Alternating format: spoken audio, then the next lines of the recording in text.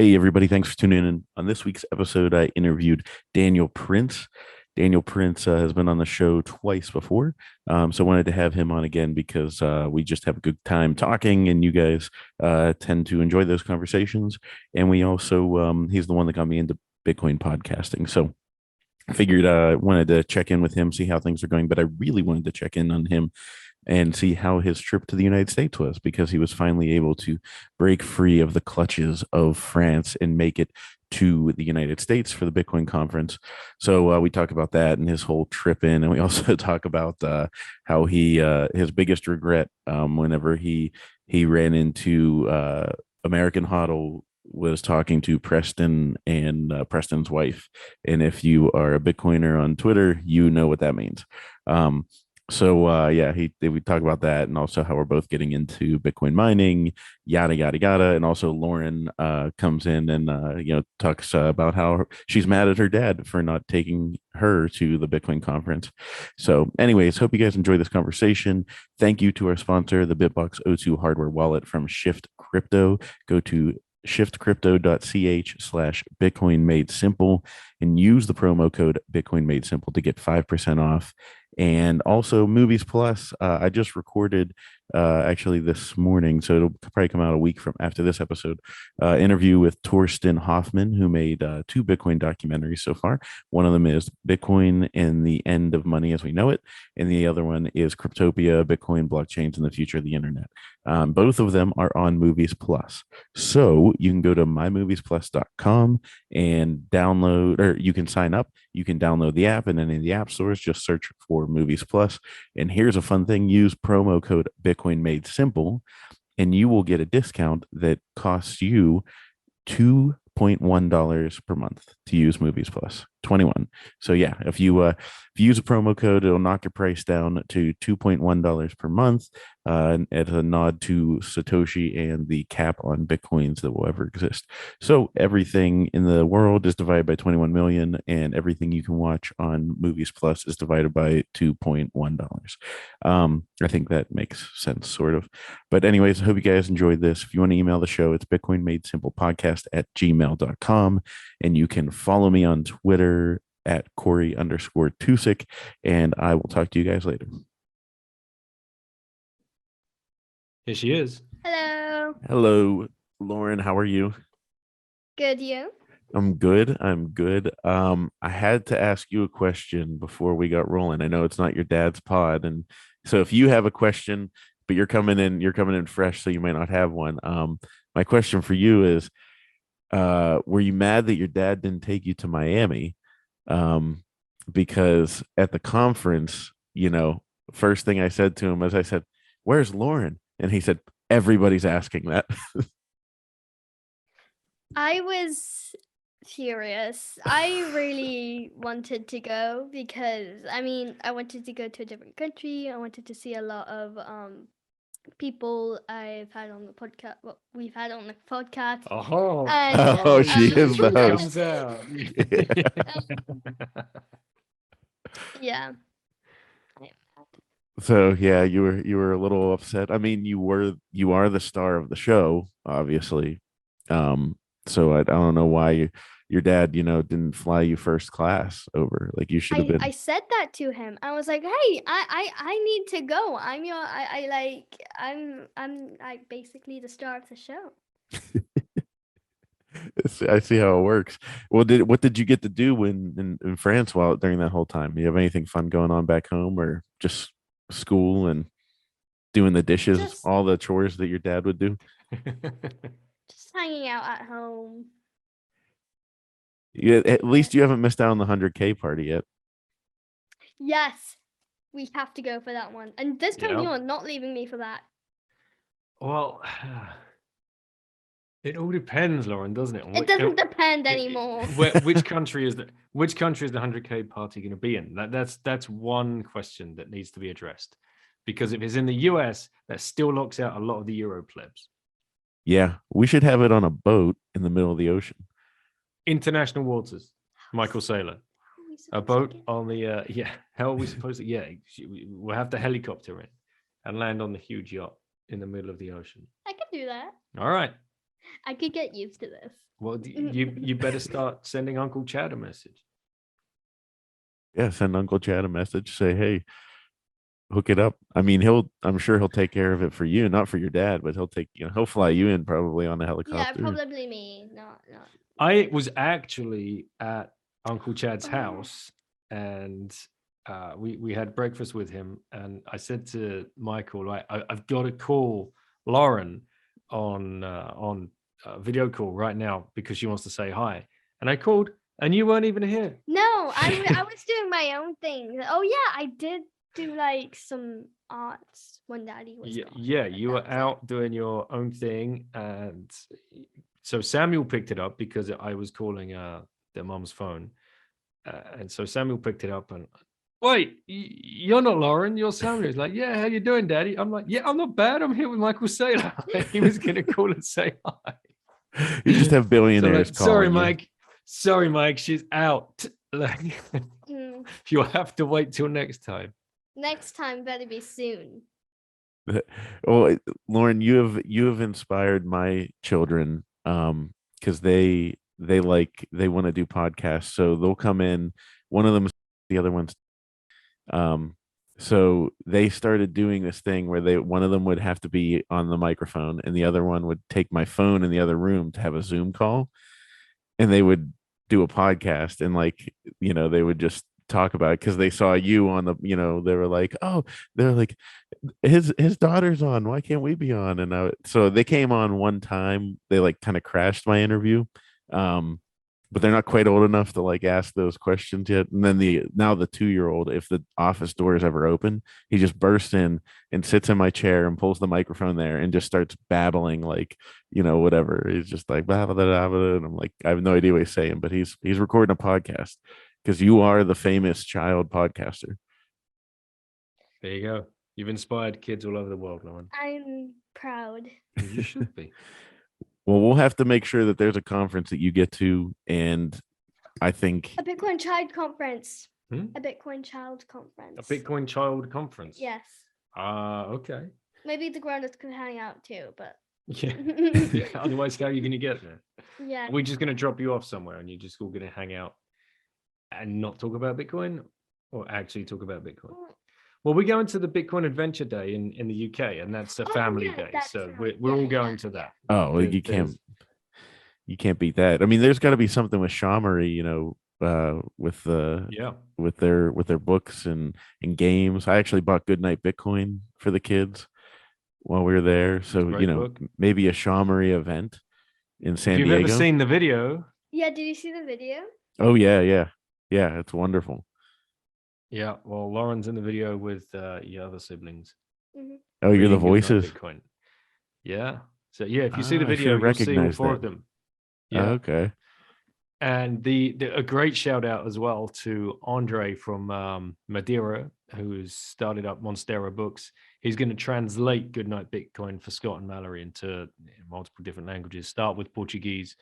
So there's going to be kids all over the world who speak and understand Portuguese being read Goodnight Bitcoin Oh, that's awesome. in their own language. And so it's very, very cool. And they met at the Bitcoin conference and they sorted it all out.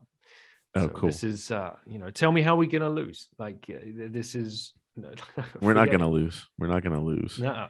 And Lauren, do you still earn Bitcoin? My son's starting to earn. He wants to earn money to buy things. So, do you spend your sats or save your sats?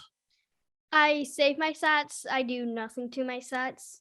Daddy just pays me once a month because I'm practically making him famous right now. Um, so I get love it. paid a good amount. Yeah, you're stacking. And I'm stacking. I just leave it there, and That's You you are the definition of a hodler. That's what you got to do. You just got to stack the Bitcoin and hold it, Hodl. and then you'll be richer than your dad, and you'll be flying him around everywhere. That's the goal. wait, that's the goal, to make me rich and then I have to take care of you? Yeah, that's the way it should be. I should, as parents, we should always leave our kids in a better position than we were ever in. Oh yeah. But because of fiat money, that's been made almost impossible. But you But now guys will we have be in a better Bitcoin. position. Mhm. And then that's Well, good for us parents, because then whenever we get really old, then you guys can, pamper us and take care of us. And, I try and tell my kids when they're trying to get out of bed and they move really slow, just wait, someday I'm going to be like 90 years old and you're going to be trying to get me out of bed. I'm like, Dad, you have to go to your doctor's appointment. Go. yeah, you've taken care of us for a couple for like around like 18 years. Time to take care of you. Well, not 18 years, but like You're 12 only years. 11. Oh yeah. 18, and she's probably 30 in her mind, Yeah. I So, feel like an old lady in my mind. Yeah. well, you're wise, and I've talked to All other that knowledge. Kind of. Hmm. I've talked to other Bitcoiners, and we all agree that you're the toughest question.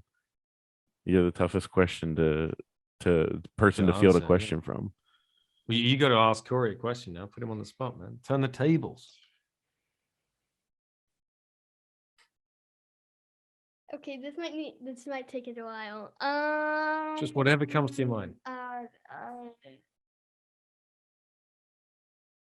Just throw it out there. She doesn't even know what I do, so she's like, "What?" She knows there's Wait. a podcast involved. I think I know what he does. Oh, yeah? Or am I thinking about another guy? Well, let's find out. What do you think he does? I feel like he does like little movies. Like, Oh, They do remember, no. yeah.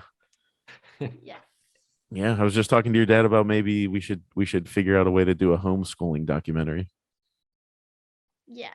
Yeah, but that would be cool to do it around the Bitcoiners that have exited the system and then gone on and done the van life and whatever else. Because Oh, yeah. there's a few of those.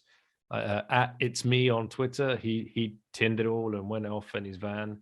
At Bitcoin Maxi Hodl, the Aussie guy who's doing the same thing all around Australia in his caravan. Tim Allen has been to Wales and they've been traveling around all over. They're now in El Salvador, moving off to the States, I think, as we speak. There are families doing this. There's a documentary to be made for sure. And Tim would be a great person to talk to about this because he was very involved in the Human Planet Project. He was one of the lead photographers. So yeah. Okay. He's a cool guy. Yeah. No, maybe he'd be part of it in more way than one. Oh yeah, definitely. He had a huge passion for it. Yeah, I heard Bitcoiners like getting in the Airstream and just going like, one thing I was talking, the guy that does, he'll probably air before this, but the guy I interviewed, Michael Schmid, that does the Bitcoin miner that's heating his water. Oh, well, his swimming pool? No, Or his water in water his home? heater for his house. I've not seen that. Okay, I've seen the swimming pool one, but he's heating the. I've seen actually. There's a French firm that do that called Wise Mining, and they were at the Surf and Bitcoin conference last year in Biarritz, and it was an amazing system. Yeah. And we were joking. It's like, hang on a second, are you using no coiner tiers to heat these radiators? Because that would just be the absolute. That would be the absolute ultimate. Oh yeah, just piss take. no coiner tiers. Yeah. So this guy's doing it as well, yeah? Yeah, for a water heater. And then he was saying that they got in like an Airstream, and he was like, I can heat my Airstream, just from a Bitcoin miner.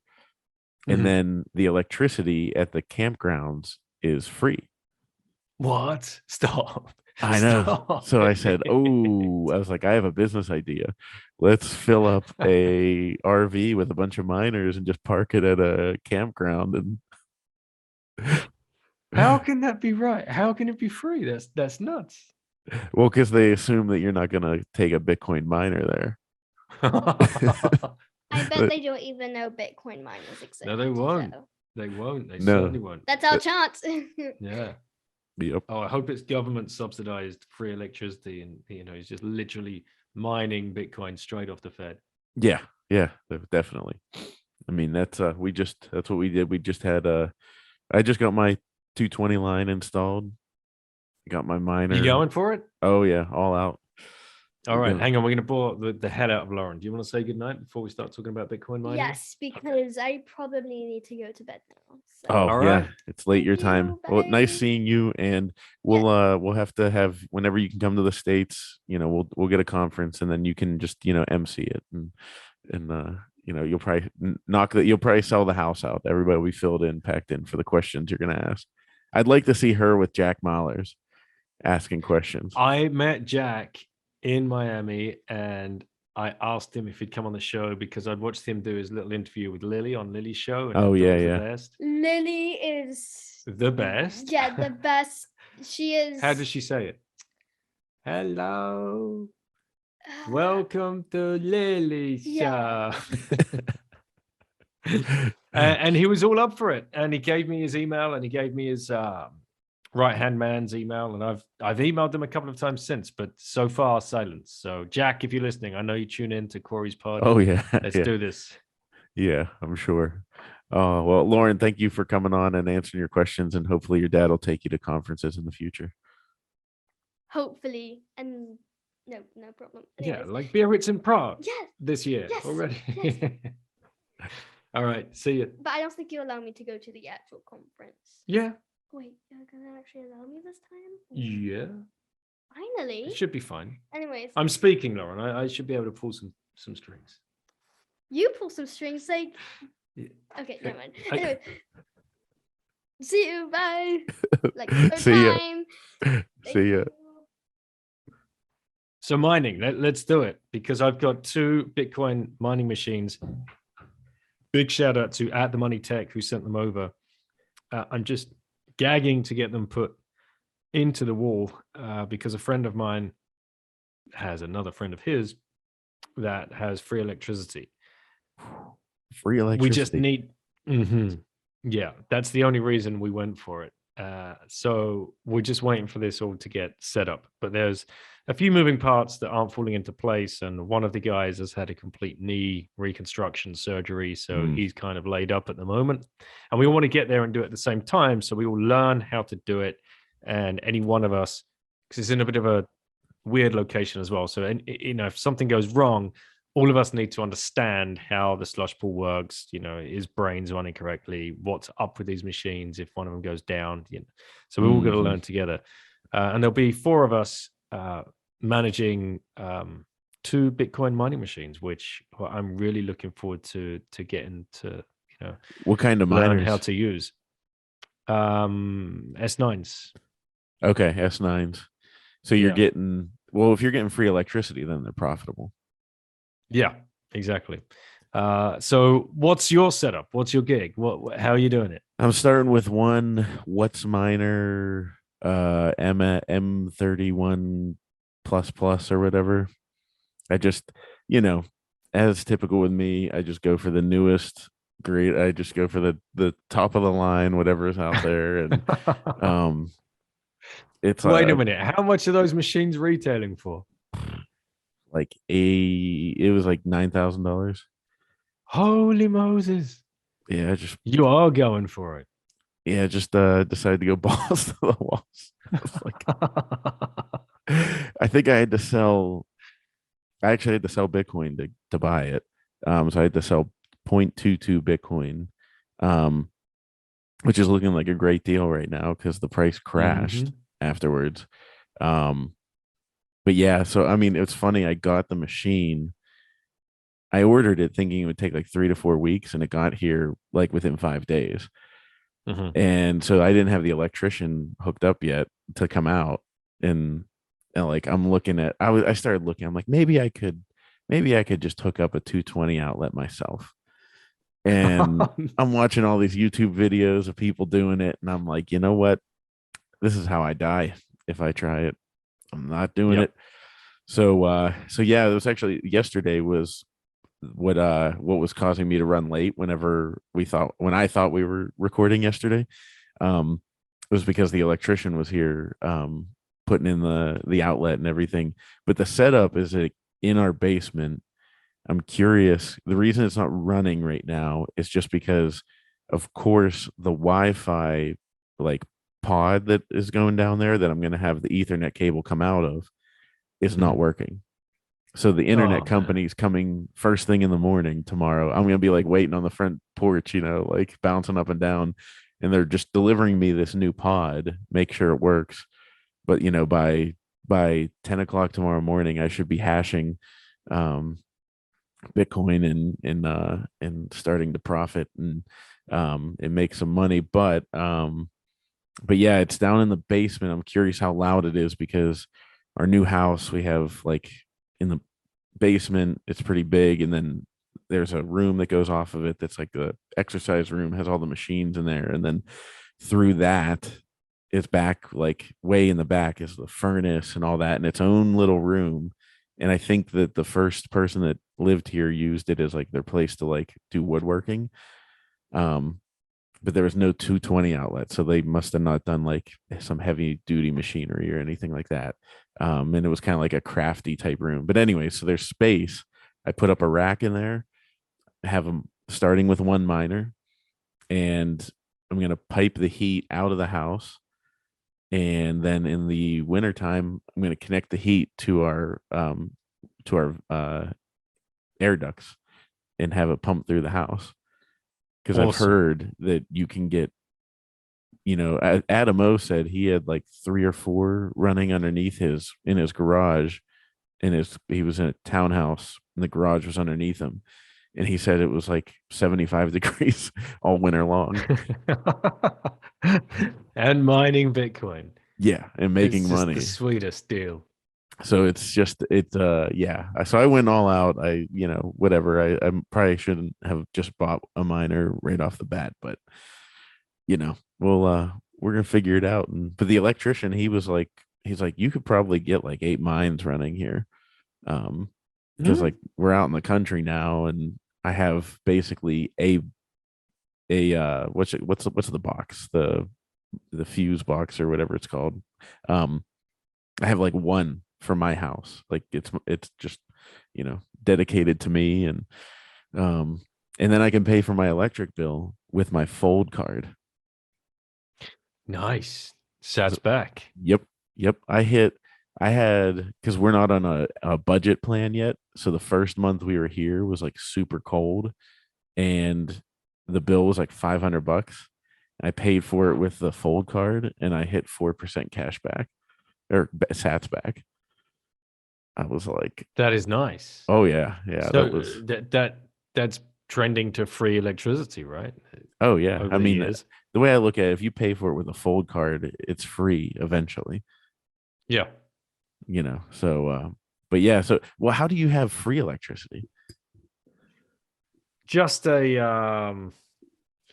an unknown location where there's free electricity going in that somebody has access to. Like, I'm Really? going to be very vague. No, yeah, you've got to. I mean, I Yeah. gotta find one of these. How did Yeah. somebody reach out to you, or is it somebody you knew? Someone I knew who's very plugged into the local town. I said to him, "There's a load of old kind of like municipal buildings around that are just standing there empty. Like there's one big old tobacco factory right on the edge of town. It's a huge, huge facility. And I'm thinking that is just sitting there. That's empty. I guarantee you that's got some really good power outlets going into it. How can we get there? What do we need to do? Who do we need to ask? How can we figure out how to use that building?" And he's like, "Yeah, I'll make some inquiries." And within a day, he'd come back. He's like, "Don't worry about that. I've found some free electricity, three phase, 240 volts, and all the good stuff." I'm like, all right, let's do it. Now we need the machines. Yeah, so I shouted out at the Money Tech earlier on. He sent them over because he'd heard me talking about it on one of the pods. So we got the machines, we have the hardware. We just need we just need to plug in and we just need to start the educational journey. We need to read all the journals, I think, from Econo Alchemist and follow in his footsteps. Have you done all of that yet? Or does your thing come already fully chipped up with all of the good stuff? You've not got to flash any software in there or anything. It's just plug and play. It'll be plug. Like I think once I plug it in, I have to do something to get it, like a button on it to recognize the IP address. And then on my computer, I'll be able to like identify it, and then Mhm. just And from then what I've read, it should be quick. I'm sure it won't be as quick as I think it'll be. In my head, I'll be like, oh yeah, I'll just plug it in and it'll start, working. But I'm sure, I'll start working on it tomorrow at 9 o'clock in the morning. And by lunchtime, I'll still be sitting there like pissed off that it's Mhm. not running right away and, all that stuff. Because I've looked it up and like there's what I've learned with everything in Bitcoin is the best way to learn it is to just do it. Yeah. Like Yep. you just got to get it. That's how I initially bought like I don't know, like $500 or something in Bitcoin because I was just like, all right, I could read about this all I want, but if I actually buy some, I bet you I'll start learning about it real quick. Mhm. And And will you be hooked straight up to slush pool or something like that, or is that an extra step that you've got to figure out yourself? I think I'm gonna go with slush pool. Like, Yep. it's worth the 1% because you know, I mean, I'm not to what's the amount of electricity to mine like one Bitcoin? It's like I think around like You're not going to make it, 12,000. man. You'll never get that one Bitcoin. You No, got to no, be no, part of a, yeah, no. you got to be part of a pool. It would cost to like the to get it would be $75,000 worth of electricity to try and hit one block, basically on average. But like that doesn't Mm. mean that you're gonna hit it. Um, but yeah, I'm curious to see where it goes because I want to get to like this is what I told my wife. I said if we could be quote unquote retired in a couple years, Hmm. and I'm just like Movies Plus has taken off and has just, exploded. And I'm like the figurehead CEO that like basically does nothing. And like all the other people do all the hard work. Um, I told her, I said, You'll I'm be going to still be, doing a Bitcoin podcast, oh, of course. I mean, that Yeah. will stay forever. This will be till the day I die. Um, but, uh, but I said, I'll be in the garage just like trying to invent things. And like one thing we should come up with is a Bitcoin lottery ticket. So like Hmm. you get something hooked up to, like a little thing that you just basically plug into like any outlet and it runs and maybe it costs the user like $10 in electricity a year, but it stands the chance to like hit a block. And if you hit a block, you obviously make a lot more than $10 a year. Uh, so I don't know. That's all my thoughts for this is what I'll do whenever I have a bunch of free time. When you can tinker in the Yeah, basement. exactly. That's what I It's a want great to be able idea. to tinker. But the Bitbox O2 hardware wallet, that is who is bringing this episode to you, as I say it in a Yoda like fashion and talk my words backwards. Yeah, you got to get one. Got to get a Bitbox. Get the Bitbox O2 hardware wallet from Shift Crypto because if you guys have heard, a lot of exchanges are blowing up. A lot of places that are custodying, if that's the right way to say it, your Bitcoin. They've been rehypothecating them, and the best way to protect against that is to use a Bitbox O2 hardware wallet from Shift Crypto. Go to shiftcrypto.ch/Bitcoin made simple. Use the promo code Bitcoin made simple to get 5% off and protect your keys, protect your wealth. And a little nod to Bitbox on Shift Crypto's their Twitter handle earlier this week. Whenever people were sending out tweets from certain exchanges and stuff saying that they were having trouble letting people withdraw stuff because transactions were stuck, which is complete BS. The Shift Crypto Twitter handle said we're temporarily withholding people's ability to send Bitcoin to their hardware wallets. And then they basically said like, haha, JK, that is, you can't, your Bitbox is protecting your wealth and we can't control it. It's going there no matter what. So yes, please do not keep your money on the exchanges. Don't keep your Bitcoin on the exchanges. Put it on a Bitbox O2 hardware wallet from Shift Crypto and use the promo code Bitcoin made simple to get 5% off. I'm still slaving away. The podcast. I mean, it's just hard to keep up with. I'm sure you're in the same boat. Like you just sit there, and next thing you know, you're like, oh my god, I got to get some episodes done. And Yes. Yeah. I you know, there are far more organized podcasters out there, I'm sure.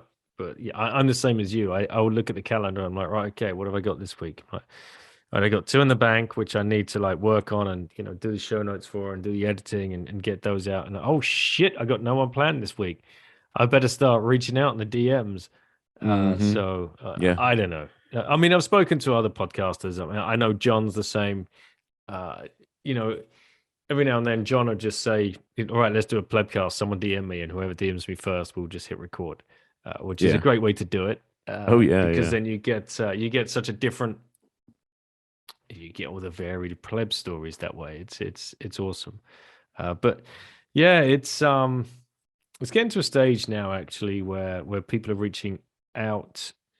Have you got this though? That like the shitcoiners that email you out of nowhere, like one of the shitcoiners PR managers or something. It's like, Oh yeah. hey, I am the XXX of Mr.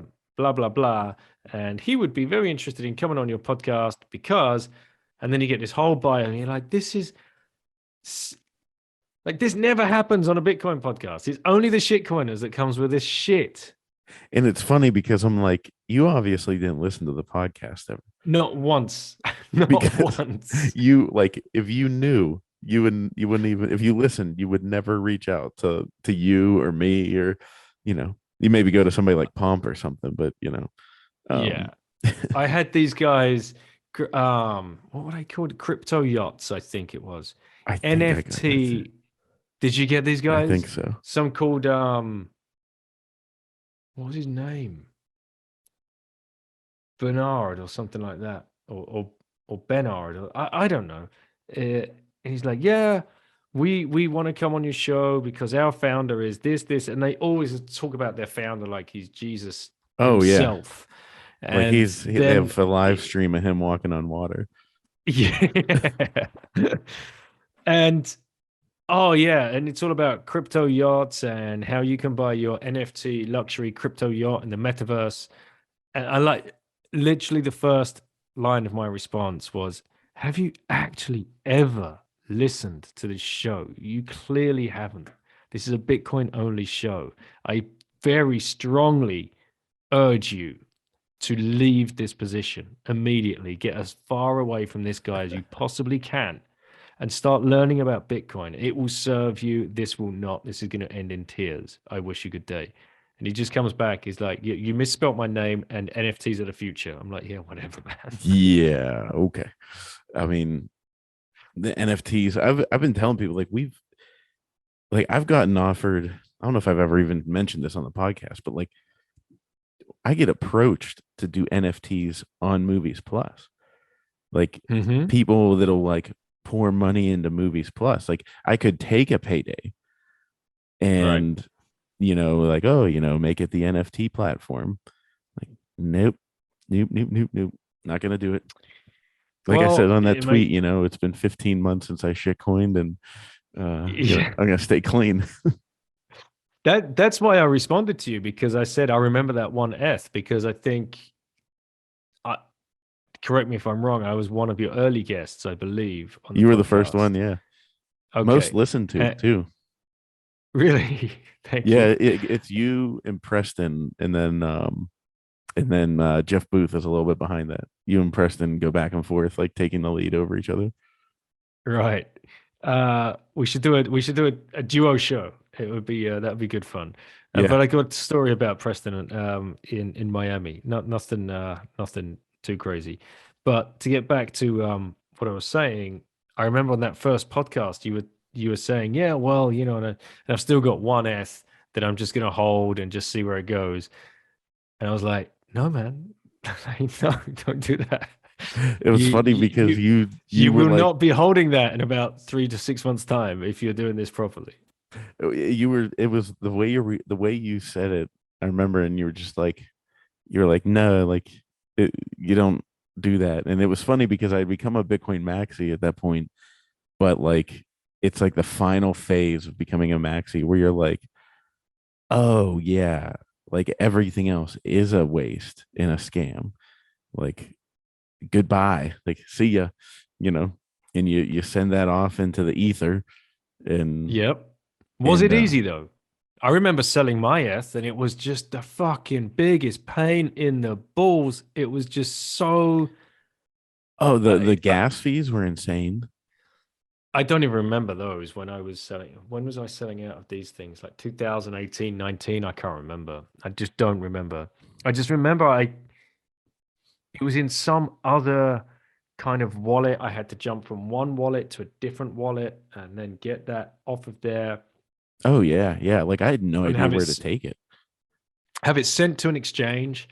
So I could get it onto the exchange and then I could switch it in the exchange back to Bitcoin and then finally get it back on. It was nerve wracking for like that 3 or 4 days. I was just trying to get rid of all of this crap.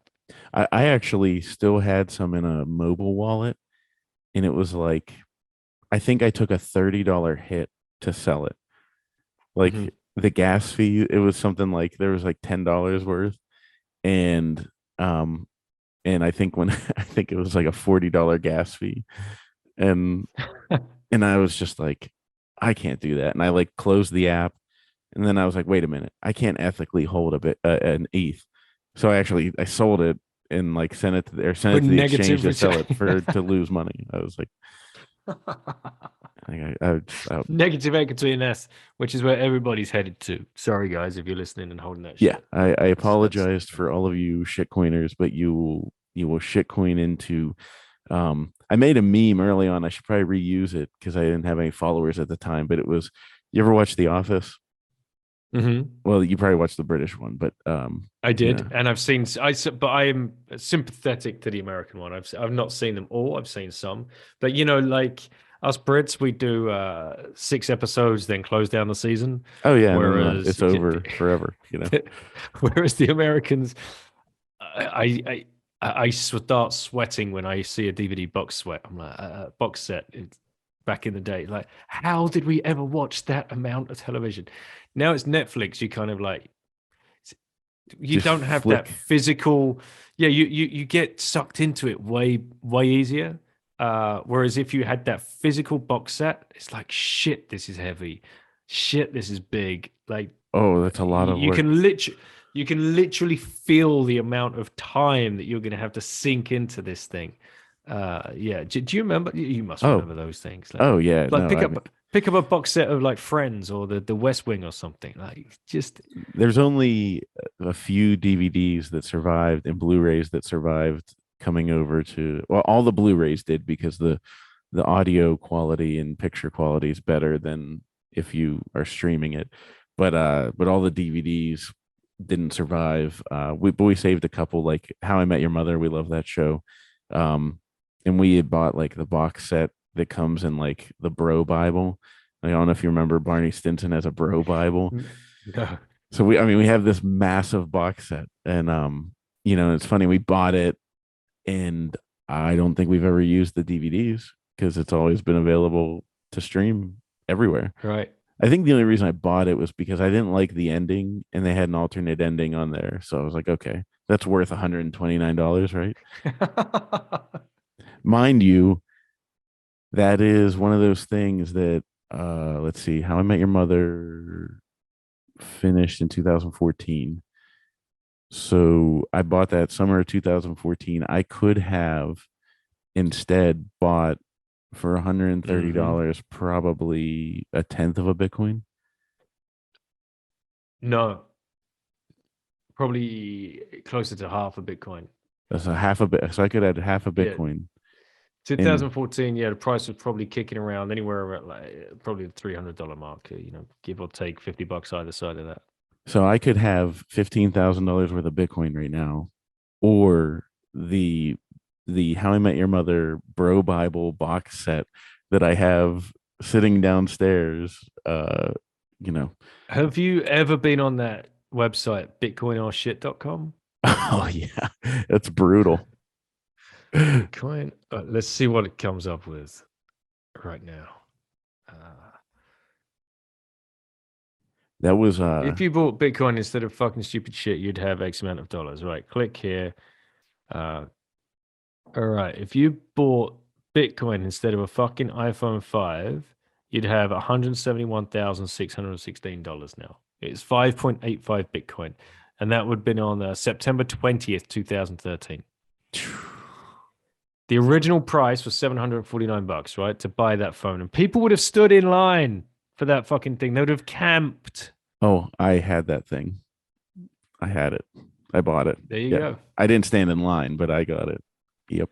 So there you go. That was $750 at that point. That was 5.85 Bitcoin, and today that'd be $171,000. Meanwhile, I have that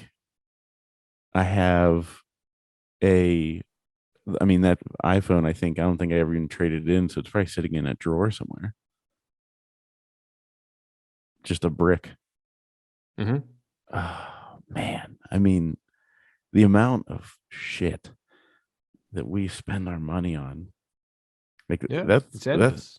I actually was like reeling things in. I'm like slashing budget like left and right in like our regular life. I'm like, I don't need to eat that much. Like I could eat less. I love this story. So like your wife, meanwhile, is struggling by trying to figure shit out. It's like, God damn it, he's even really pulling in the purse strings. Then a $9,000 Bitcoin machine turns up. Like, wait a minute. What? I didn't get my nails done last week? Like, this is bullshit. Oh yeah. No, no, it definitely happened that way. Cause I'm sitting there, every month looking at like the credit card bill. I'm like, oh my God. And I'll be like, because I have no idea how much we spend on groceries. So I'm just like, I'll sit there and I'll go, I'm like, babe, what in the world did we spend $700 at Walmart? Like, combined between Walmart and Amazon, we spent $750 on what? And I don't say it like that, but I'm just like, what? How in the world is that possible? Because I'm not the one actually spending the money, like, and she's like, groceries, like, so that we could eat. And I'm like, like, how much of that? Like half? She's like, no, like 90% of it. Like, it's groceries. That's how much we spend on groceries because the kids eat us out of the house, And I'm like, oh, okay. And then, yeah, like you said, then this huge box shows up. And I come running down like a little kid, and I mean, she knows what it is. I was like, yeah, it's me. It's $9,000, so it's no big deal. Don't worry about it. I sold some Bitcoin for it. It's all good. You sold some Bitcoin. I know you got that's blasphemy if you bring that up to the plebs. But I was on zero. I had nowhere else to get it. The only way for me to get more fiat is to do more fiat mining. Like. Well, yeah, it's a return on investment, right? Fingers crossed it works out for you. But if you're going to heat the house with it as well, and it's gonna pay for itself, I'm pretty sure. Well, I mean, and I the way I looked at it was, I was like, okay, we have, how could I lower my monthly overhead? Like I'm slashing budget, like I said, and one of the big things would be like, oh, there's 16,000 left on the car. I could pay off the car and then eliminate the $550 car payment. So I was like, let me do that. And then I thought, wait a minute, how much money a month would two Bitcoin miners make? And two Bitcoin miners make more than that. And it's about the same price. And in, 2 years and 9 months, whenever the car payment's done, they'll still keep making that money. So that's what actually flipped in my head was like, okay, maybe I should do that because it's better than paying off debt. Yep. If I could pay off the debt, I should use that money to buy miners instead. And then I started thinking about it from a business perspective. Like, I go around, I'm in this, little small town of 500 people now, so there's like the bakery that I went to this morning, and there is, the coffee shop and, the restaurant. Like it's just this small little main street.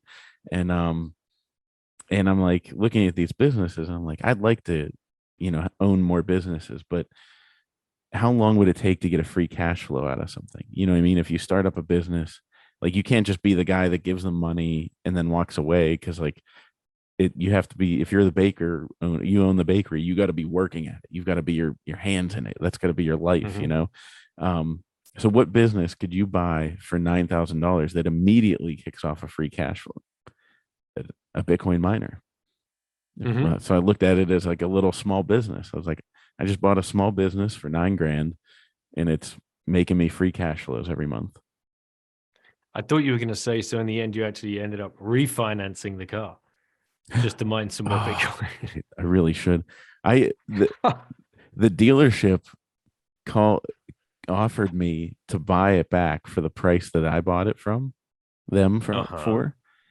Right. So I started looking at, but unfortunately, that means all the used cars are overpriced in general. So I'd be in a Mhm. worse position. But I did go back to them and I said, I added 20% on top of what they offer. I said, if you give me this, I'll bring the car down right now. They never responded, so I don't think it's gonna happen. Damn. Yeah, yeah, but it's the American. I think on one of the recent podcasts I talked about it. It was with Jim Kreider, saying it was my guilty pleasure. Bought a Land Rover, obviously before I was a Bitcoiner. I mean, if I could go back, I would have just bought the most regular, average SUV ever, and I'd just Man, be. I got a 22-year-old Toyota Land Cruiser. She she purrs like a kitten. She doesn't fully run on 100 cylinders. She's got clunks and clonks and scratches, but I love it. It gets us all around. It gets us where we need to go. Well, in France, you guys probably only have one car, right? No, we got two. We got two. The other one is '07. Yeah. Yeah. Oh, I There's mean no that's new cars. 15. That's Yeah, there's 15. no new So, cars around these parts for us. man, I mean that's you're in it. You're in the right mindset because it's stupid. It was just so stupid, and Come on, did you go with the like the Land Rover Sport or something? No, that's the Range Rover, isn't it? So did you get the pimped up Disco or something? um, it's not overly pimped up. I didn't go all out, but I mean it has leather seats, and the one thing it doesn't have, which is like so funny because I was like mad that they didn't have it. It doesn't have a moon roof. Like, big deal. Like, get over yourself, you fiat minded loser. you know like, I mean, this was What? my mindset. Honestly, this is how fiat minded I was. And I had Mhm. a movie producer friend that like basically got me in this mindset, but he was like, I look at it as a business card, you know, like you pull up to meetings, everybody goes, oh yeah, like he does this, he's big time, so. And now all my meetings happen over the internet, so Yeah. so that obviously was stupid. And I was telling Jim whenever I interviewed or did his interview, I said it was funny. I was like meticulous about it. I had it like I would wax it all the time. I had it like shining. I had tire shine, make the tires look nice and shiny. Um, and right now, one of the parts that like fiberglass parts that cover where the roof rack would be if you had a roof rack, it flew off while I was driving the car in like on the highway, so I couldn't get the piece. It just flew off, um and I haven't replaced it. And I'm just that's my pleb badge. That's my There it is. I'm not spending. I mean, because it would be like $1,000 to like replace it. No way. I'm not doing it. Not doing it. It's funny because I had to spend a bunch of money on to just get it past inspection, new tires and everything. And and so I did this right after Miami. Come back from the conference. Mm. I go in to What a pick up. come down. I know, right? Go from the conference to paying.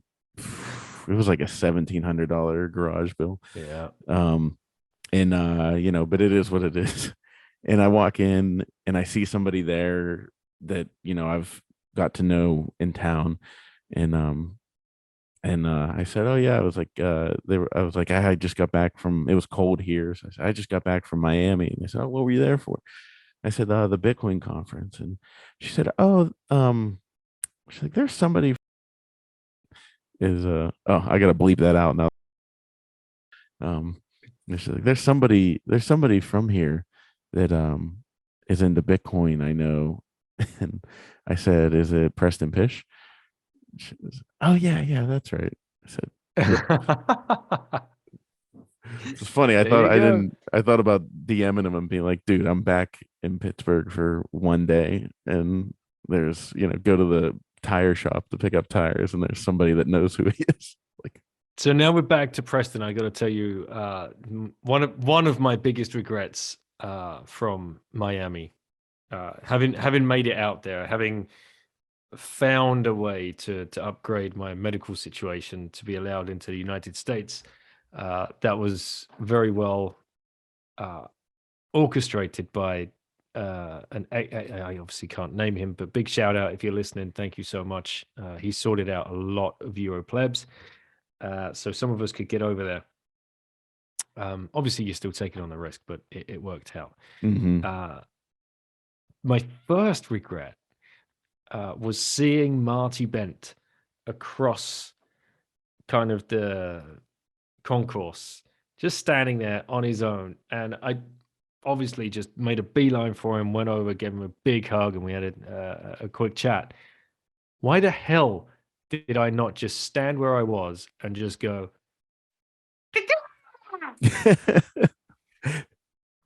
until he looked, right? I should have been bird calling that motherfucker from like 50 yards, but I didn't do it. And the other time was I was in the same room as Preston, his wife, and American Huddle. And for those that don't know this story, go for it. For those that don't know the story, this is going back 2.5 years, maybe. Preston put on a picture of a very attractive young lady and said something along the lines of, please welcome, I'm going to make a name up, Leah Pish, to Twitter. And the first response was American Huddle. They said, God damn, Preston, your wife is hot. And then the first response under that was Preston saying, this is my daughter. And then Bitcoin Twitter just exploded. It was just the absolute best. It was just one of those periods that, we weren't all fighting and calling each other out. We weren't all hyped up and, stupid 100K memes or whatever else. It was just one of those golden Bitcoin Twitter moments. So I had them, three of them. I had Preston and his actual wife and Hoddle there. And I was like, how did I not think about taking a picture of the three of them and just with the word few and tweet the picture? Like that would have just been that so would have great. blown up. That would have been huge. Yeah. But I missed my chance and I apologize to Bitcoin Twitter. So if anybody finds himself in that position again, please take that opportunity. So it was like Preston and his wife talking to Hoddle. Yeah. We were all in. We were at Sailor's Barbecue, so everybody was having a good time. Opportunity. Yeah, it would have been great.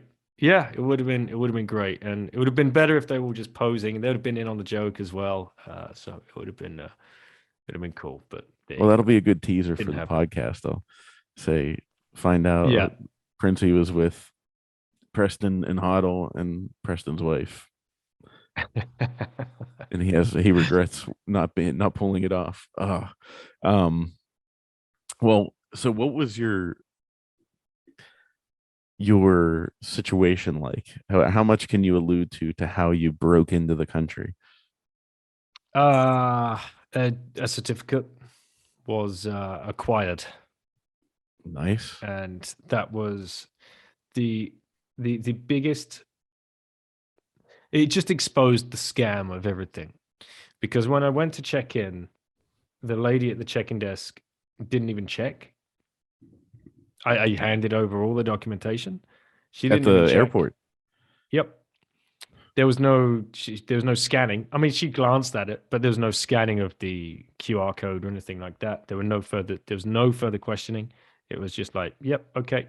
And then you enter the US and you stand in that line. I was lucky. I was only in the line for 20 minutes. Some plebs were caught up for 2 hours. Like, how do we live in a time where you cannot process people in a better fashion than what we currently have. It's just ridiculous. I wonder if it's discouragement to That as discourage well. traveling. I think it is. So anyway, I finally get to my turn to go and be processed by the lady, and she was like, "Oh, hi, okay, yeah, blah blah blah. What are you here for, business or pleasure?" I'm like, "Well, kind of a mix. I'm here for the Bitcoin conference. It's gonna be great fun, and it's kind of what I do. It's my job." She's like, "Oh, right, okay." Didn't bat an eyelid, whatever. "I need your fingerprints, please, sir, and I need to put your 4 fingers on that pad right now with your thumb tucked in, and then take the 4 fingers off and then put your thumb down. Yes, that's right. And then do it with your other hand." And I'm thinking, tens of thousands of people have done this before me. And you're not wiping this between the people. So like, what the fuck are we doing? I had to get an upgrade in my medical and take risks. And you guys aren't even checking, and you're making the people touch the same freaking pad without sterilizing it. If we're really worried about COVID, like, where's the sense in all of this? So there you go. That was just a total freaking exposure for me of like the What a bullshit that was scam it going is. on, and the narratives and anything just to push the vaccines and push as many people into taking that product as possible, and just a massive, huge money spinner for the pharmaceutical companies. And Yeah, I mean, because there's conspiracy theories. It doesn't take long to find one. mhm. But I really do think that it's kind of like an Occam's razor type thing. Like, I'm sure you know what that is, but for the plebs, the whatever is the most simple, likely is the likely explanation. But or whatever explanation is the simplest is the most likely. But like it probably is just money. Like mainly Follow the money. money. It's Follow the mainly money. money. Because like if it wasn't for Bitcoin, I'd be going down some crazy conspiracy rabbit holes. But it really is about the transfer of wealth Hmm. from you to them. Hmm. And by them, I'm referring to that group that is meeting right now in the little town in Switzerland. Yep. Um, and yeah, it's just like an untrackable people is an untaxable people. You know, Yep. that's one of the things I did actually have listed. What were your thoughts on? Do you think people, first of all, were underwhelmingly responding to Jack Maller's announcement? And secondly, is that not just like a Bitcoiner's dream come true once it is fully implemented? Because, like, I was salivating whenever he said that he had a Bitcoin miner that was KYC free hooked up to his node that was running over Tor, and he just paid for his drink with that. And I was like, oh my God, this is a privacy dream. Yep. Like, So do you think it was underwhelmingly like the people didn't really grasp what was happening? on about his announcement, his speech at the conference. Yeah, like the other Yeah. Bitcoiners, I feel like they didn't really react. I think it's being underestimated, the importance of merchant adoption. And I've been thinking about this for the last couple of weeks because I've seen what Danny's doing at Coin Corner as well, and they've just launched their Bolt card. And I'm going to be speaking with Danny tomorrow, and being close to what's going on in Madeira. And the idea in Madeira is, yes, like the president was there to make an announcement about Madeira being open to accepting Bitcoin. He can't do it at a treasury level, but he can certainly help push education within the jurisdiction and be open to and very friendly to Bitcoin companies that want to come and set up there. So that's huge, right? The tax implications there are very low, 5% on business tax. So if you want to go and set up shop there, that's great. And there's a lot of bullshit regulation in the rest of Europe. So if there's any European Bitcoiners building businesses, this is going to look pretty interesting, right? But he's given a mandate to Andre, who was in Miami with us, to start up a nonprofit, which he will help fund and start pushing out the education side of things to the island. And whether that is in the form of educating people via the medium of translating books, which is already being handled by Andre and by Nico through Consensus Network. Andre is running Monstera. So there's brilliant work being done in Europe, translating all of this stuff into all of the different European languages. If you hit up Portuguese, right, you're hitting up parts of Africa and all of Brazil as well. Like this is huge. Mhm. It's not just Portugal. You hit up Spanish, you're goodness knows how many countries you're hitting. French, again, that's all over Africa. There's a lot of people that are in dire need of this information, and this is one way to do it. And then the next thing we've been discussing and is key is merchant adoption. And that's when you realize that money is a bottom-up phenomenon. It's not decreed. It should never have been decreed. It should never be fiat, ever.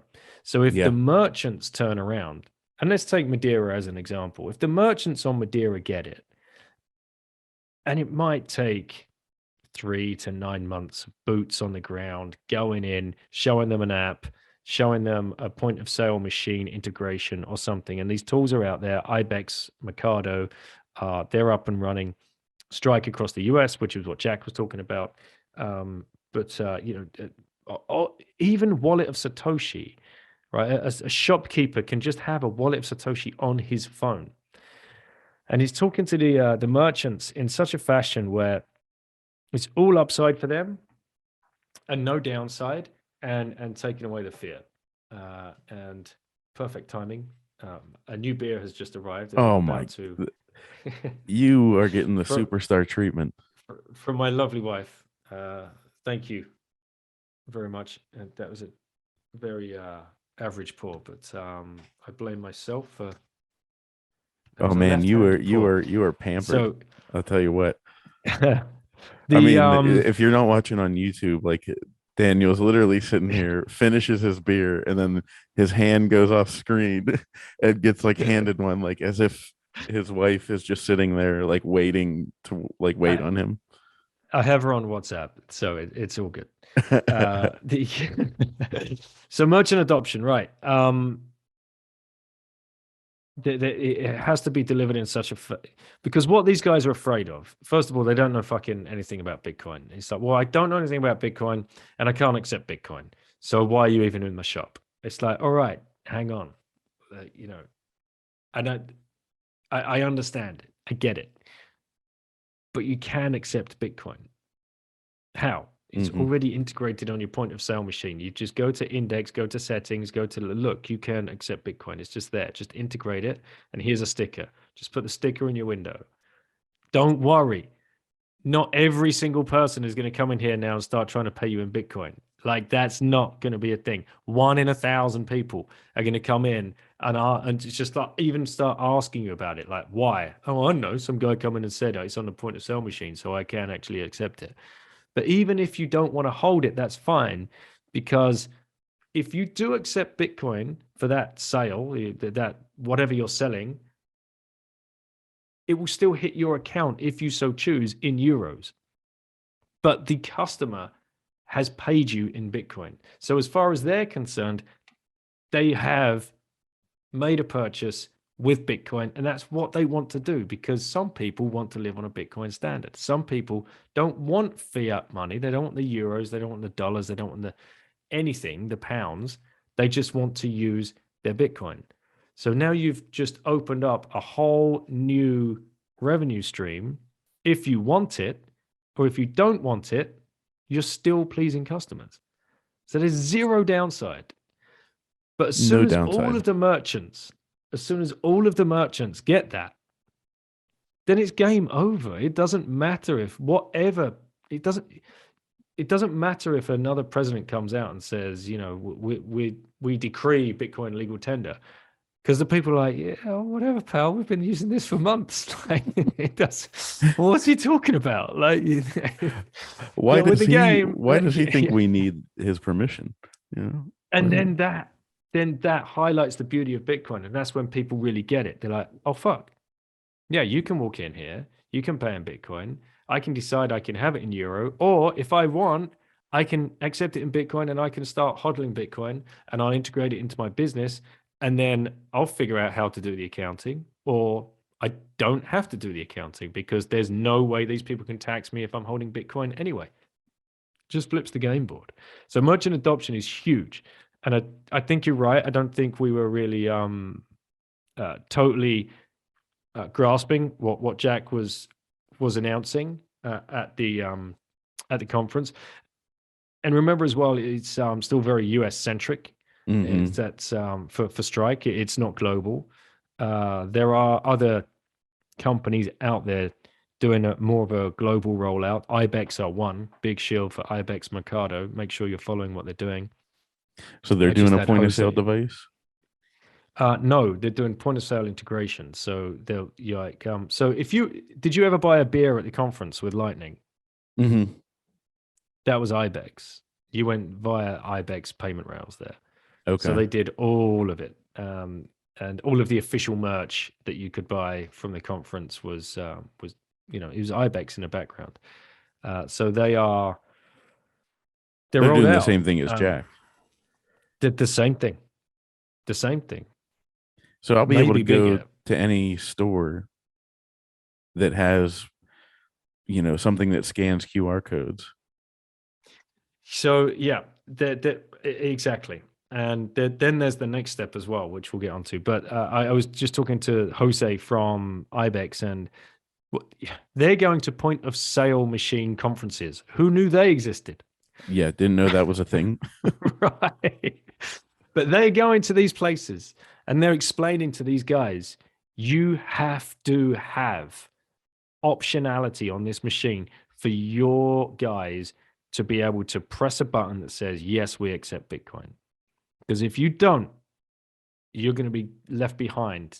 That like the game theory in the point of sale machine industry is on fire right now, to be like the first ones to be accepting Bitcoin as a method of payment. And again, it's just pure marketing. Look what Tag Oya did last week, right? Tag Oya came out and they said, for XYZ watch, you can pay us in Bitcoin. That's all upside for Tag, zero downside, because they might still be at the back end receiving euros or yen or dollars or pounds, wherever it is that you're buying. You're just using Lightning for the payment rails. Right.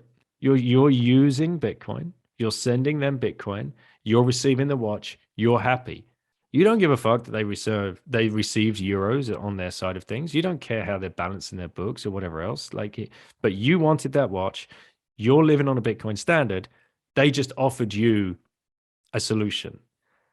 Every single luxury brand is going to have to start following them, because look at the marketing that Tag got. Who's ever director of marketing at Tag knows what he's doing, because it hit all of the crypto papers, and it hit, of course, the Bitcoin crew, the Maxis. We all know about it now. They're like, right, yeah. So who's next? Hugo Boss, when are you announcing? Rolex, when are you announcing? Mm-hmm. Like, what are you waiting for? Because there's zero risk, zero downside. Just say we accept Bitcoin. It's all you have to fucking say, and you'll be all over the newspapers. That's all Musk had to buy $1 billion to get in the newspapers. Like Saylor had to buy 250 million to get in the newspapers, and he didn't even care about getting in the newspapers. Musk probably did. It was probably a marketing kind of thing for him. Now you have to spend $0 and just say, we accept Bitcoin. And then not even accept Bitcoin if you don't want, but just get on the front page. Well, you just ramped up my timeline for whenever Movies Plus is going to be able to accept Bitcoin. Right, there you go. You just got Accept me on Bitcoin, fire because about it, you know? what if Netflix beat you to the punch? Yeah. You're Yeah. gonna look like a retard. I know a Bitcoin platform that doesn't accept a Bitcoin movie, owned by Bitcoiners. Oh man, yeah, that's probably. I don't know what I'm dragging my feet for, but that's also what happens whenever um, are an entrepreneur. And I was telling my neighbor, I said, because there's this one thing. He was like, "Hey, did you get around to that?" I was like, "Dude, I didn't even get anywhere near it, to be honest with you." I was like, and he's like, he knows. He's like, I get it. You own multiple companies, you know. I was like, it's not just the like owning them. It's the fact that like, who is the payroll person? That's me. Who's HR? It's me. Who's Yeah. customers? Who's in charge of customer service? Me. Who Mhm. does the accounting? Me. Who's got a wife and 2 kids? Who's Yeah, got a Bitcoin podcast? Yeah. yeah, It's exactly. It so, but yeah, I got to put that on the front. I got to put that on the front burner, not the back burner. Because yeah, I mean, like, Mhm. Outsource it, man. Put a tweet out. Let's retweet it around. Let's get someone to just integrate that for you, because the solutions are there. It's plug and play, I swear. Whether it's BTC Pay Server or someone like that, or IBEX might be able to help you out. Someone's out there, someone's listening. You're a pleb. They want to help you. Don't be ashamed. Cry out for help. I'll, tag me. I'll retweet you. Tag Preston. He'll retweet you. Whoever else, and we got you, right. yeah, Let's make this happen. And then, because you've got Bitcoin documentaries on there, right? So if plebs want to watch Bitcoin documentaries and they can stream you sats monthly, I don't know what payment work. mm-hmm. No, that's cool. You were telling me before we started that if you pay in Bitcoin and Your Bitcoin subscription will moons, yeah, your subscription will go as far as Bitcoin goes. yeah, I So love that like, idea. if you think about it, if you buy a $30 subscription, and that's how much it costs every year in Bitcoin 10x's, then you have a subscription for 10 years. How good And is that? it just Here we keeps go going. again, turning legacy business models on their head. Yeah. Everything Bitcoin touches, it turns upside down. Well, dude, and did I tell I don't even know if I told you my decentralized server farm idea. You did. We ripped on Oh yeah, that the last time. yeah. Yeah, I love that. So I talked to Ben Ark at LN Bits, Mm-hmm. and he was like, totally doable. He's like, we can do Right. this. You want to rip it? When do you want to get it going? And I was like, I got to get some more infrastructure done. So like John Carvalho and I were like, he finally, I mean, we had talked before, and then he I had sent him stuff. I said, here's this and this, check it out when you get a chance. All of a sudden I woke up one day, I had like 5 text messages from him, and he was just like asking questions, boom, boom, boom, boom, and he's like, well, this is basically a Tor network, isn't it? I said, yeah. I mean, I was like, I don't know these things. I'm not a technical person. Yeah. So probably, I was like, you tell me, like, you're the tech guy, what works here? But, you know, and then like what it really came down to is he was like, I don't think he even knew, maybe, or didn't know that I owned Movies Plus, or that we were already like Mhm. operational. He was like, well, licensing movies is like the hard part. And I was like, we Yeah. have them all. Tick.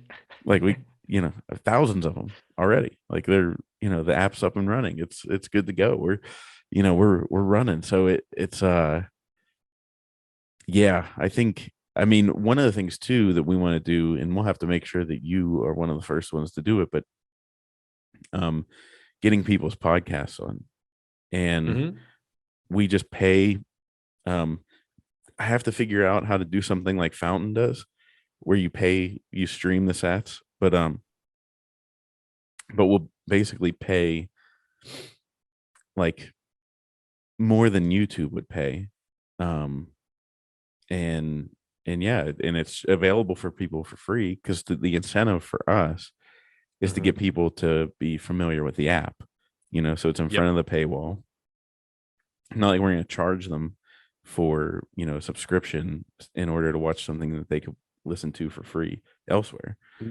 And avoid ad deals and all of that kind of BS. Yeah, so we're not looking to, it's straight up, hey, if you're my big thing is, the reason we haven't rolled it out, and I'm been put in contact with the Bitcoin TV guys as I'm trying to figure out a way to make it as user friendly as possible, because I want to make it so the podcasters can just upload their episode, and it just like, how it does now, you upload yours to wherever you do it at, and it goes to all the platforms.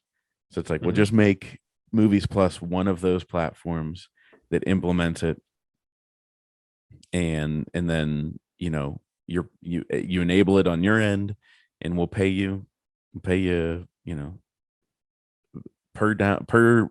hour streamed. We'll pay you a fixed rate, and that's what we do at the movies.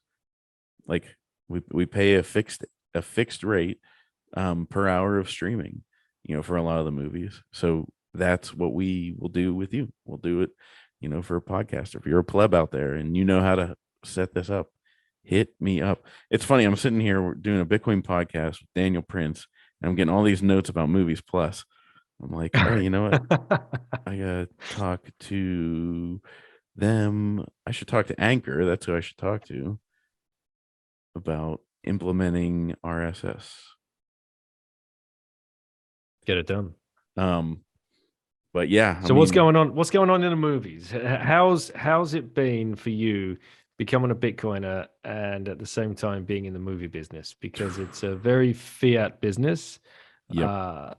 And your mindset is obviously changing a lot. I found personally, I find it pretty difficult now to watch movies.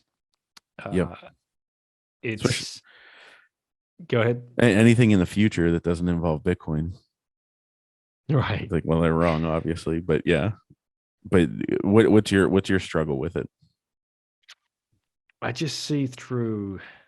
I really cannot stand product placement. I can't get past the product placement in any of the movies that I'm watching.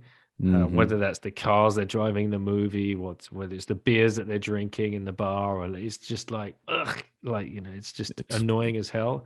Fiat. Yeah, exactly. And now, like, my biggest bugbear is this this timely release of Top Gun 2, which has been held on the back burner rather than the afterburner for a good 18 months, right? And of course, the excuse would have been, yeah, we're not going to release it during times of confinement and lockdown and whatever else because nobody can go to the movies and yada yada yada. Yeah, okay, fine.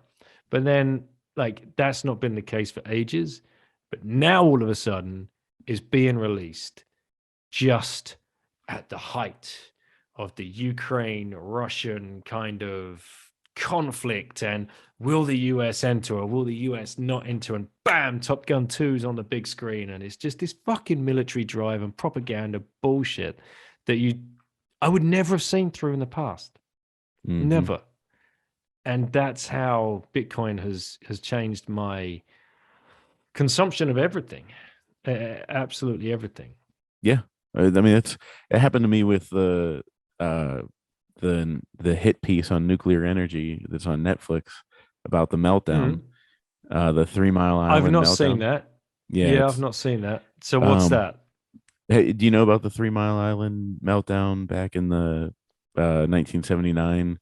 Like the greatest nuclear disaster ever that killed no one. Yeah, that killed no one, injured nobody, and right. And actually, as somebody was telling me over the weekend, like somebody in like regular life, like my brother's friend at their birthday party, we were sitting there and we talked about it, and he said, "Isn't that like an example of how things went right? Like they had like an accident, like something went wrong, and they fixed it, and everybody lived. Like, isn't that a good thing? But it's funny actually. 3 Mile Island is like a 3-hour drive from where I'm at right now. Like I could be there. I'll be driving past it this summer to go visit my sister. But so 2 weeks, 2 Fridays before that happened, the movie The China Syndrome came out. And The China Syndrome is a movie about a nuclear reactor that melts down, and Jane Fonda's character is like reporting on it, and they're just doing like a report on the nuclear reactor, and the meltdown happens, and then they're like talking about how it's going to cause this fallout and blow up, and and it's basically like a nuclear bomb going off. And it's funny because in this Netflix series, they just breeze past it. Like they said, like, oh, it came out 2 weeks beforehand, and so like there was a lot of hysteria because people had just seen that movie, and then there's this potential meltdown at 3 Mile Island, and then they're like, and so that's that, and then they go to the next thing, and I'm sitting there like, hello, like, like McFly, is anyone home? Like, did you not see what just happened? Like, that's that's too on the nose to be an accident. Like, who would want nuclear energy to be scared out of the market? I wonder.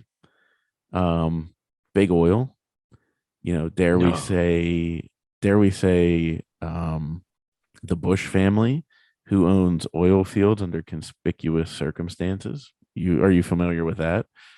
We dare say that because it's Yeah. true. The Bush family may or may not have caused financing of certain things overseas decades and decades ago, and then were rewarded with certain oil fields in Texas. And and then also both of the Bush kids and grandkids start wars protecting oil. I mean, it's you start to piece these things together, and then yeah, it's funny. It's just that's how it's changed my mind with movies, similar to you, where I'm like, it just that maybe normally would have breezed right past me and been Mhm. like, oh yeah, that's why people were hysterical about it.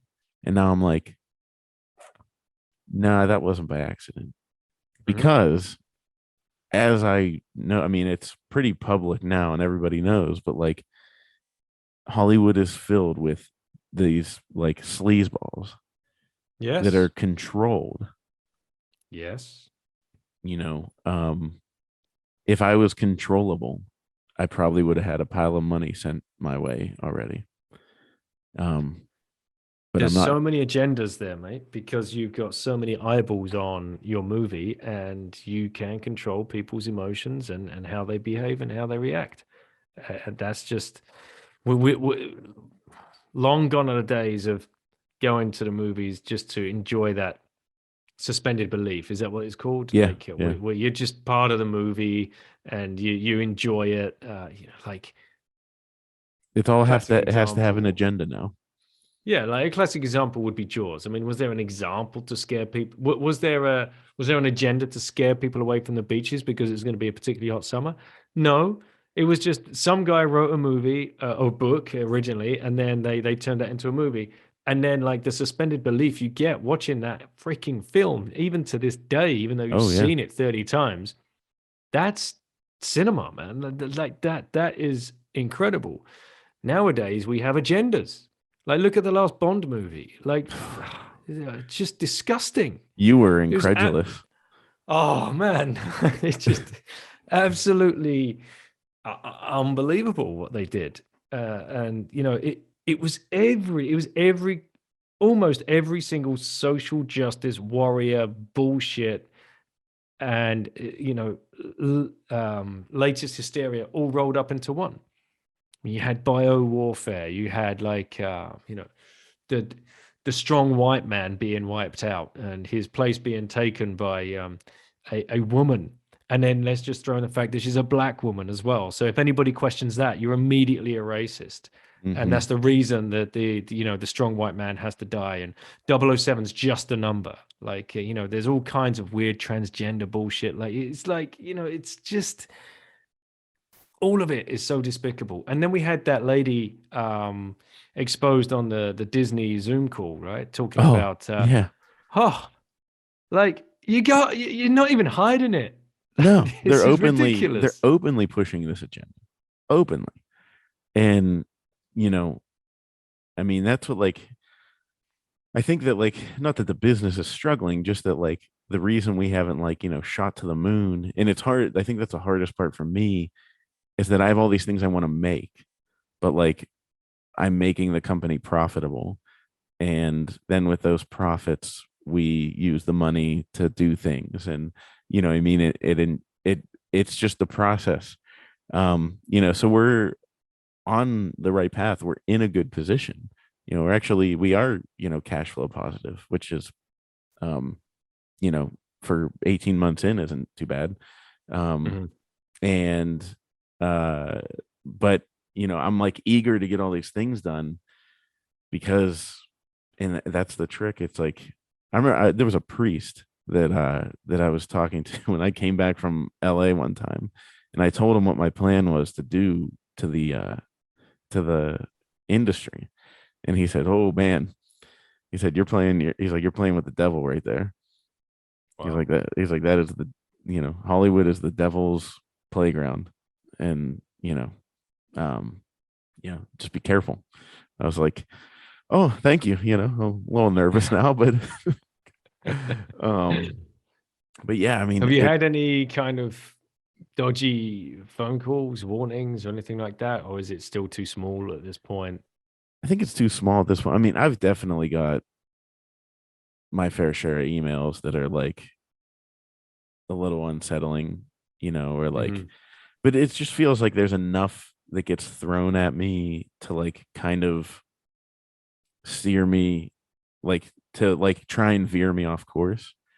Hmm. Um, and like I pull it back and get focused again, and then it's like, but it will just be like a barrage of things that easily distract, and and it's like the test of my mental fortitude to like quiet out the noise and like just start focusing more. And like I started to notice the thing that was really aggravating me was that things that were becoming a problem were like affecting my mood and attitude after work.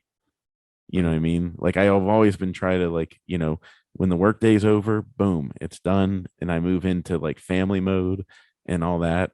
But I was carrying it over because there were some like heavy things that were weighing on me. And I just was like, all right, I've had enough of that. Like I can't let it affect, you know, time with my kids and stuff like that. It doesn't affect the kids. They don't know. But like me, I'm not mentally present. Hmm. And I mean, a couple times I got to the point where I was like, God, what I wouldn't give for somebody to just come in, offer us like, $5 million, and like I just sell the company and I'd be done and retire and I would have done it at those times. But then I keep getting reminded, I'm like, there's a bigger mission here.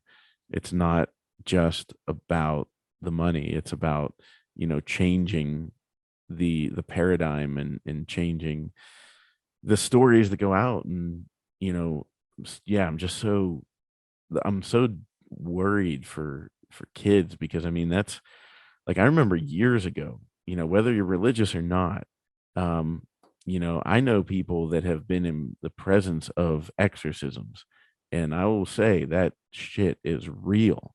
There are demons that walk among us, and um I've the one of the things that was very common coming out of things like that is that the devil wanted to confuse children about sex and gender and all that stuff. That was like the common theme among multiple sources that were talking about, like basically having conversations with the devil. And so it was like, what in the world are we doing? Like, I mean, this is going to get completely canned off of YouTube. I guarantee you everything we're talking about. But like, there's no chance YouTube will keep it up. So go to Movies Plus to watch it. But I mean, Yeah. it just was like I couldn't stand by, because we moved to like we have our land, we have our own water source, working on our own Oh, food amazing. source, working on our own energy source, and you know like Laser Hoddle said, make yourself expensive to tyranny. And Mhm. I've made myself very expensive to tyranny. In fact, I think I live somewhere now that if they tried to turn tyrannical, the town would come together and like work together. Um, but at the same time, the entertainment is still a problem. They're gonna try to infiltrate everything. What was it that I was watching? I told my wife I think we deleted the app or whatever it was, but it was like a glitch. It might have been YouTube. I was watching something for the kid. No, it wasn't YouTube. God, what was it? And it was a strictly kids environment to watch kids shows, and it flipped on to something about the trans issue. Mhm. And I happened to be the one that was there. And I, caught it and turned it off. And I was like, Jesus, like, what in the world, because it's hard. Like, how many parents, you sit there, you're like, oh, good, the kids are watching an episode of Paw Patrol. I can go to the other room and do Yep. dishes. You know what I mean? And then you come back, they're gonna be watching some kind of garbage. Is the streaming platform gonna automatically recommend them something and they go, oh, that looks fun and safe, and it's not? Like, you know, and like you've got to be in the real pressure of it because I'm like my kids are younger, so like I'm still a ways away before it gets real bad. But like, your kids are in that like Yep. those formative years where like, they are the Yeah. prime targets that you have to protect. And you have no idea, like, because they're using devices to interact with their online education platform. They have a bit of downtime, uh, and of course they're gonna flick onto YouTube, or they're gonna flick onto TikTok or whatever else. And if you're not in the room, which you physically cannot be in every single room all of the Mm-hmm. time, then you're never gonna know. And yeah, there's been some instances where we've had to have conversations about this kind of shit around the table, especially this trans stuff, because what was it? One of them saw the swim race Oh, at UPenn, and we watched it, and I'm like, well, what do you think of that, guys? Uh, and the kids that hadn't seen the video were, oh wow, she's amazing. How can she swim so fast? I'm like, well, that's a man, you know, classic Austin Powers. They're like, yeah, what are you talking about? yeah. That man's a man. that Like, huh? man, that That man's a man. that's a dude. That's a guy that just won a women's swim race. So how do we feel about that? Well, that's not fair. You're like, no, yeah, you're damn right it's not fair. Like, Yeah, what are we doing? Like, this doesn't make any sense. So then that opens up a good dinner time conversation, and that's better than sitting around just, what'd you do at school today? Nothing. yeah, Because they were bored, exactly. So you can have an hour-long conversation and discuss these things, which is healthy and needs to happen. But it can't be a discussion of, oh well, he should be able to do whatever he wants, and if women are winning a women's swim race, is if they want to be equal, then we've got like, no, like, cut the shit. Like, The how far wrong and left have we gone here? It's just ridiculous. I mean, the thing that I hate the term they're living their truth because I think I tweeted this recently. I said, when did it become so like just telling the truth became so like nonchalant? You don't have to tell the truth. And Mhm. and there isn't multiple truths. That's the problem. Is that when people think that there can be more than one thing that's true? No, it's true, it's right, or it's wrong. It's correct or it's false. And I think that's what honestly attracts us to like Bitcoin because it is true. 100%. Because $100%. it's the first time that like somebody can't say, well, this is my truth and this is what I think. You're like, no, look at that thing that we all agreed on. That's the truth. That blockchain is the truth. That transaction happened. And I truly think that that's what's plaguing us, is that, we don't have, we've lost our compass on truth, and, you know, and it's purposely mixed up by dark Any one of forces. us, any one of us born after 1971 Yeah, have lived a life of lies without that even realizing it.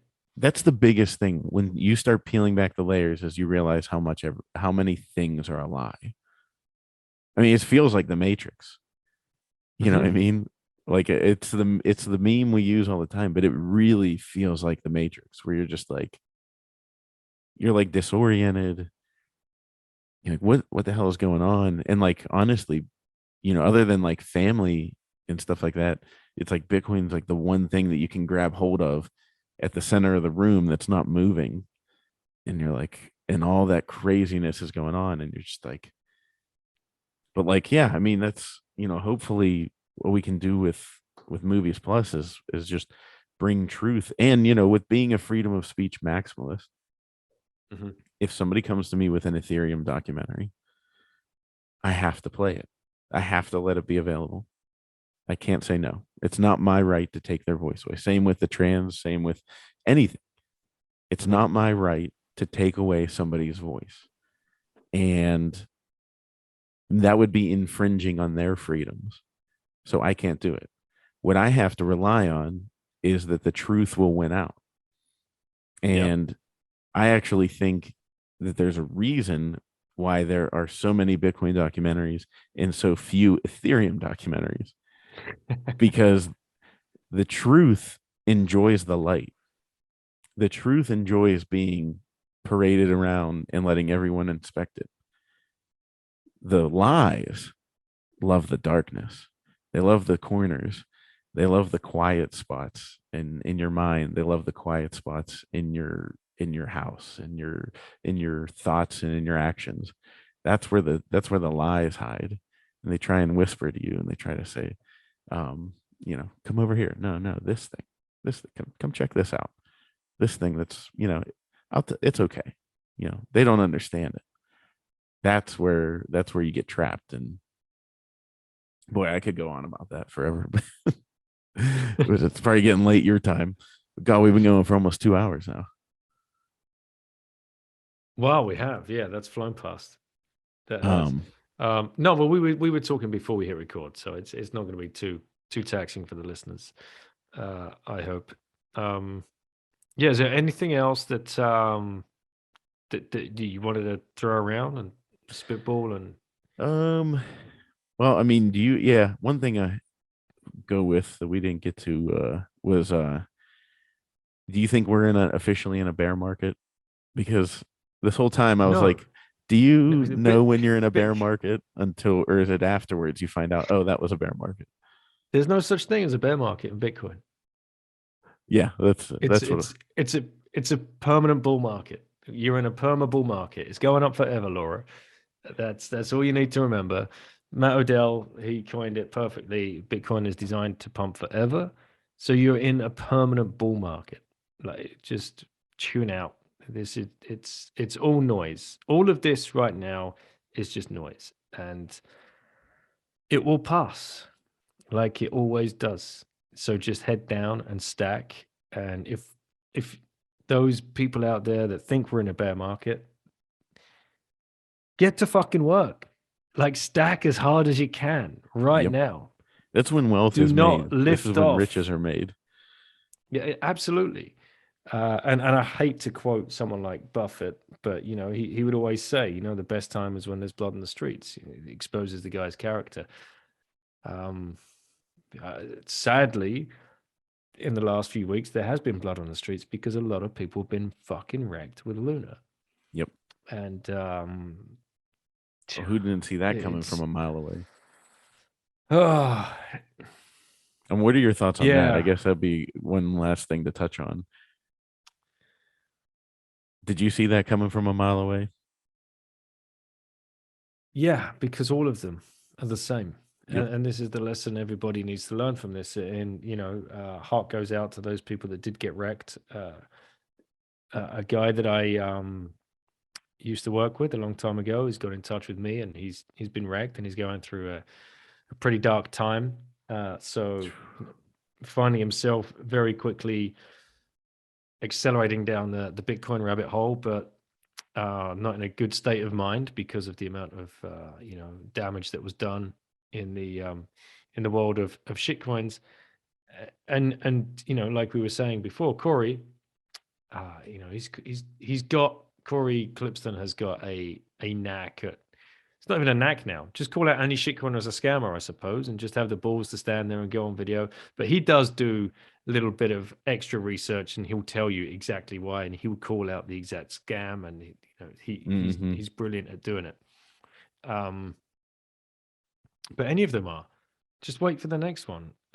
They're all the same. There's what's the quote from Knut? I tweeted it earlier.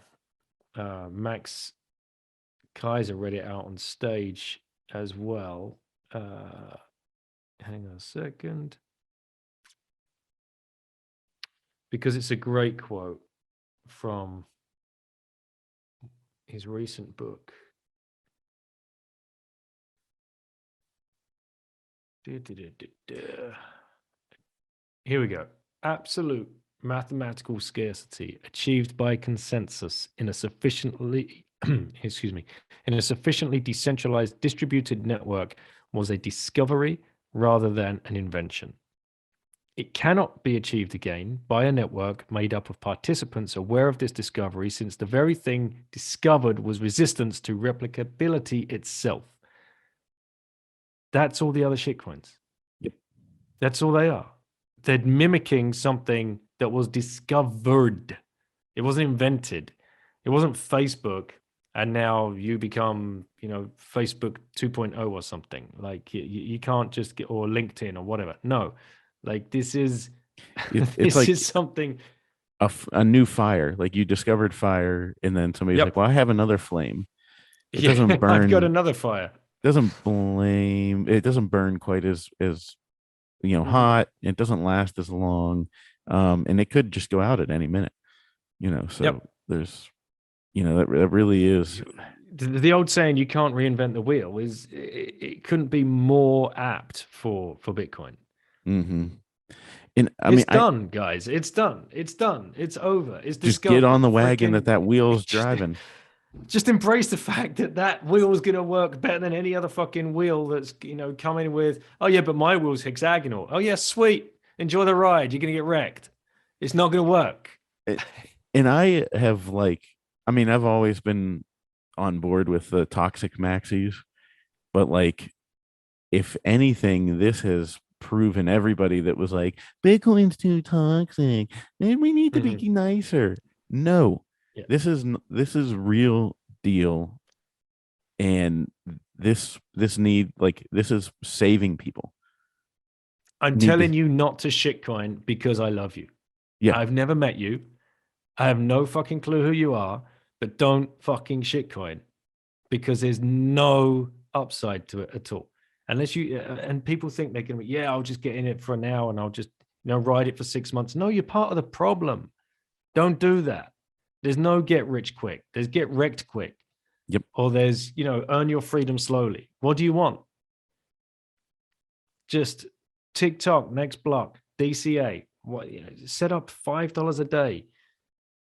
You can spare $5 a day. Yeah. Don't buy that coffee. Do that for the next 10 years and you're done. And possibly your family too. I've been telling people, through back channels, talked to Anon plebs who have just DCA'd since 2015. And they're set. But they keep working and they keep DCAing. It becomes a part of you. And there's guys out there and girls that are sweating bullets because they get it. I feel bad for the 18 to 25-year-old kid that sees this clearly, understands it, but has no capital to deploy. That has to be that's forget the boomer that's bemoaning, oh, I should have got in at $4,000 instead of 40. It's like, dude, like, seriously, shut the fuck up. Like, there's guys out there that get this and have zero, they're minus 100 grand. They're 24, they understand Bitcoin, they're minus 100 grand, and you're moaning about like you got in at 40 instead of 4, and you still sitting there on like $1.5 million 401k or something. Like, no. Like, let's have some humility. And for those youngsters that are out there and are trying to stack, just keep going. Like, you'll get there. And keep an eye on Bitcoiner jobs, at Bitcoiner jobs on Bitcoin Twitter. And it's not just software developers and programmers that these companies are looking for. They're looking for all kinds of things. They're looking, mining companies need logistics guys. They need engineers. You probably need customer service reps eventually, Yeah, they 100% will need that. Like, Coin Corner, for example, in the UK, in the Isle of Man, Coin Corner, a couple of months ago, were advertising for an office manager.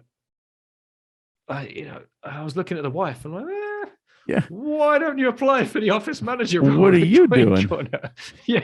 What do you do around here all day? Yeah. I'm like, I could go live on the Isle of Man. It sounds like a bit of a citadel. I could do the podcast all day. You can go and stack some sats, earn money in an office environment, add value to the. And I was thinking, shit, if only my daughters were 18 or 19. Like, there's an internship. Get your kids into internships at Bitcoin only companies. This is the way that, the kids are going to be able to start earning their living. It's akin to being the first through the door at Microsoft, right? Like the secretary at Microsoft. If you can become the secretary or the HR manager at Swan or River or, or Coin Corner, another example, you're going to be set in 10 years. Yeah. You're going to be done. And you're going to have a bunch of fun doing that work. And you're going to get a bunch of sats because you're going to be paid in Satoshis. And you're going to be hanging out with the coolest people because Bitcoiners just care. And everyone's going to be laser-eyed focused on changing the world. It couldn't be a more exciting time to enter the workplace. And you do not need the certification. You don't need it. You need willing, and you need to be just ready to go the extra mile. And if you love Bitcoin already, that's all you need. I remember Swan hired, what was the kid's name that they hired? He was even on the show. Damn it. It's the guy that did all the outreach programs in the woods. I feel really bad now. I'm blanking on his name. He's a great kid. But he just badgered the shit out of Cory and Yan because he wanted to do customer service for Swan and Brady. And then Reed. And there you go. He got himself hired and he's in the job of his life. He's been there for years. This is what people can do. If you're worried about, I'm never going to get to one Bitcoin, you'll earn it. Find the company that resonates with you and do not give up, because you will get through the door and you'll get your chance. Brandon's another great guy, Brandon Lane. He ended up working at Swan because he was a marketing guy and he just wanted to exit fiat world, and he got himself a gig at Swan as well. So it's possible. And I definitely just want to leave people with that message. Don't be disheartened. It's a very, very, very long runway ahead of us. You've got the time. Just keep stacking, laser eye focused. That meme is real. Live the meme. I keep telling people, I say, if you're sitting here looking at people going, God, I wish I could go 2018 and buy a whole Bitcoin for 3K. Well, in 2026, they'll be going, God, I wish I could go back to 2022 and buy a tenth of a Bitcoin for 3K. Yep. Because a tenth of a Bitcoin will probably be 30K in 4 years. So just stack. Well, that is great advice from the great Daniel Prince. Thank you so much. We had a hell of a rip here. We went a little too long in between, so we got to make sure we do it again, because we could always use this to catch up and just, shoot the breeze. I think you and I could talk for probably hours. And if I can make it over your way, then we'll just do it in person. Yeah, 100%, mate. And yeah, it was great to meet you, albeit too brief in Miami. That's one thing I found about Miami. It was so big and it was so full of like 20,000 people just bumping off each other that conversations, the average conversation length was about 84 seconds or something. Oh, yeah. Yeah. Yeah. It was crazy. Oh, and I gotta ask. So, did you remember we almost kissed each other? did that happen? When we went Did we to go in hug for a hug? When we went for a hug, we both went. I made the mistake. I tilted my head to the left, and we're like, whoop up. Didn't you have a brand new fresh coffee in your hand as well? Was that the moment? Yep. Yeah. I'm used to all that kind of stuff because we have to do that dance in Europe all the time. Because when you in France you have to faire le bise thankfully that's finally coming back now. It was all gone. Millennia of culture was just dashed for like the last 18 months. But yeah, generally when you meet someone of the opposite sex, whether you barely know them or not, you generally have to faire le bise, which is kiss them on both sides of the cheek. And even with males, if you have got to know the male to, you're friends for a certain amount of time, or you're considered family, then you kiss on both sides of the cheeks as well. For a Brit, that's really weird, and I'm sure for Americans that's even weirder. And the Aussies are going to be switching off right now. So, oh yeah, I had to do that. I mean, with all my meetings at international, conferences and stuff like that for movies. No, a lot of people in France, and I was like, I got used to it the first time. I was like, do we go left? Do we go right? Like, I don't know. Yeah, okay. Yep, yeah, but yeah, maybe we'll and if I want to try and get a lightning conference, lightning only. That way there can be no chicanery there, and then we'll get you. We'll break your family in here. You could come stay at our place. We have a compound now, and we don't really have a compound, but we have we've got space. So we'll put the princes up, and your kids can babysit my kids, and then we can go out. That sounds like a deal. Let's just wait for old Uncle Biden to open the borders of the land of the free. That would be kind of an amazing concept, wouldn't it? Yeah, the land of the free. Interesting. Well, all right. Well, I will we'll leave it there, and thank you, plebs, for listening.